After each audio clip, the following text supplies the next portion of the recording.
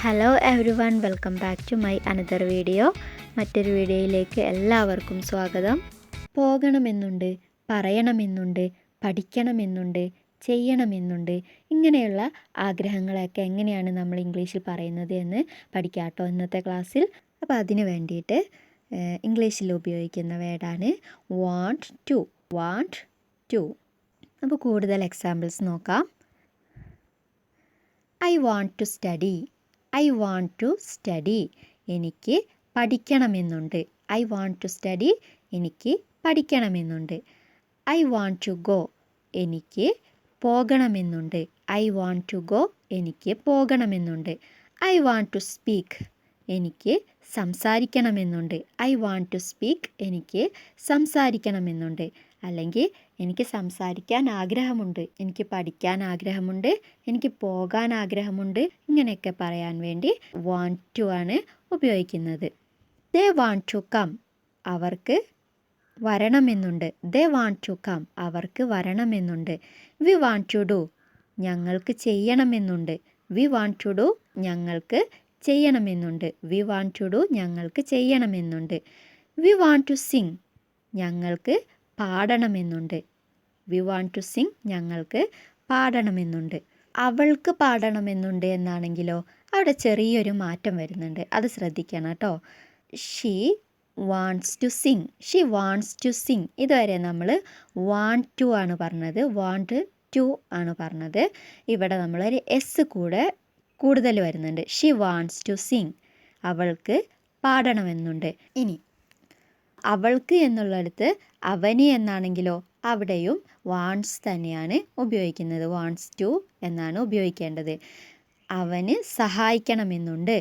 അങ്ങനെയാണെങ്കിൽ he wants to help. ഷീൻ്റെ കൂടെയും ഹീൻ്റെ കൂടെയും വാണ്ട്സ് ടു ആണ് ഉപയോഗിക്കേണ്ടത്. അതെന്തുകൊണ്ടാണെന്ന് നോക്കിയാലോ. ദേ എന്നത് പ്ലൂരലാണ്, അപ്പോൾ അതിൻ്റെ കൂടെ വാണ്ടാണ് ഉപയോഗിക്കേണ്ടത്. ഹി ഷീ ഇറ്റ് സിംഗുലറാണ്, അപ്പോൾ അതിൻ്റെ കൂടെ വാണ്ട്സ് ആണ് ഉപയോഗിക്കേണ്ടത്. അതായത് ഒന്നോ അതിലധികമോ ഉള്ളതിനെയാണ് നമ്മൾ പ്ലൂരൽ എന്ന് പറയുന്നത്. സിംഗുലർ എന്ന് പറയുന്നത് ഒന്ന് മാത്രമേ സിംഗുലറിൽ ഉണ്ടാവുള്ളൂ, അതിനെയാണ് നമ്മൾ സിംഗുലർ എന്ന് പറയുന്നത്. അപ്പോൾ ഹി എന്ന് പറഞ്ഞാൽ അവൻ, അതൊരാൾ മാത്രമേ ഉള്ളൂ. ഷീ എന്ന് പറഞ്ഞാൽ അവൾ ഒരാൾ മാത്രമേ ഉള്ളൂ. അപ്പോൾ അത് സിംഗുലറാണ്. അപ്പോൾ സിംഗുലർ ആയതുകൊണ്ടാണ് വാണ്ട്സ് എന്ന് നമ്മൾ ചേർത്തത്. ഓക്കെ, ക്ലിയർ ആയില്ലേ? ദേ വാണ്ട് ടു ഗോ, കണ്ടോ, ദേ എന്ന് പറഞ്ഞാൽ അവർ എന്നാണ്. ദേ എന്ന് പറഞ്ഞാൽ അവർ, അപ്പോൾ ഒന്നിൽ കൂടുതൽ പേരുണ്ട്, ഇവിടെ പ്ലൂരലാണ്, അതുകൊണ്ടാണ് വാണ്ട് നമ്മൾ ഉപയോഗിച്ചത്, വാണ്ട് ടു ഉപയോഗിച്ചത്. ദേ വാണ്ട് ടു ഗോ, അവർക്ക് പോകണമെന്നുണ്ട്.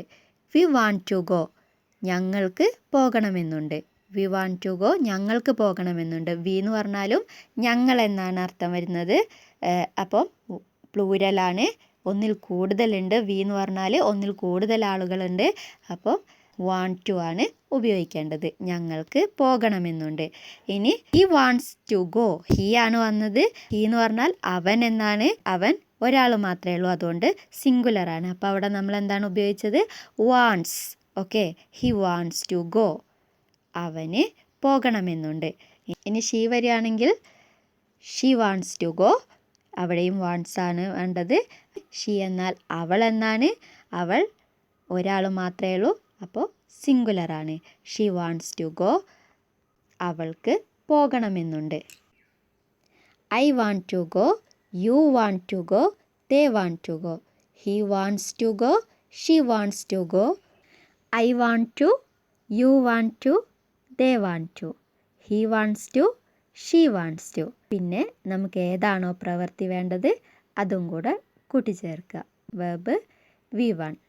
ഗോ, ഡു, ഹെൽപ്പ് എന്നിങ്ങനെയൊക്കെയുള്ള V1 ഫോമാണ് ഇതിൻ്റെ കൂടെ ഉപയോഗിക്കേണ്ടത്.